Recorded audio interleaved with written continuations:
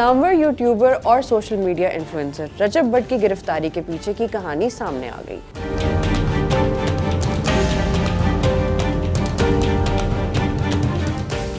Police तफ्तीश में ये इंकशाफ सामने आया है कि घर की मुखबरी करने वाला कोई बाहर का नहीं बल्कि घर के भेदी ने लंका ढाई। गुज़िश्ता दिनों लाहौर पुलिस ने महकमा वाइल्ड लाइफ के हमरा रजब भट्ट के घर पर छापा मारा। इस दौरान गैर कानूनी शेर का बच्चा तोहफे में लेने और लाइसेंस के बगैर क्लैशनकोव रखने पर उन्हें गिरफ्तार कर लिया गया, जिन्हें बाद अदालती जमानत पर रिहा कर दिया गया था। रजब भट्ट के करीबी दोस्त और उनकी जमानत करवाने वाले सियासतदान मलिक जमान नसीब ने इंकशाफ किया है कि किसी करीबी आदमी ने रजब भट्ट के घर की मुखबरी की, जिसके बाद पुलिस ने छापा मारकर रजब भट्ट को गिरफ्तार किया। उनका कहना है कि शादी के दिन रजब भट्ट को शेर का बच्चा तोहफे में मिला। रजब भट्ट ने शेर के लाइसेंस के लिए अप्लाई कर रखा था। जाहिर है अभी इसका वलीमा भी नहीं हुआ था, तो एक दिन में लाइसेंस कैसे हासिल करते, जबकि रजब भट्ट ने बंदूक का लाइसेंस भी अप्लाई किया हुआ था, लेकिन लाइसेंस उन्हें मिला हुआ नहीं था। मलिक जमान नसीम ने रजब को गिरफ्तार करने वाले शख्स की शनाख्त जाहिर नहीं की, लेकिन इतना जरूर कहा है कि उनको गिरफ्तार करवाने वाला बंदा घर का भेदी था। उन्होंने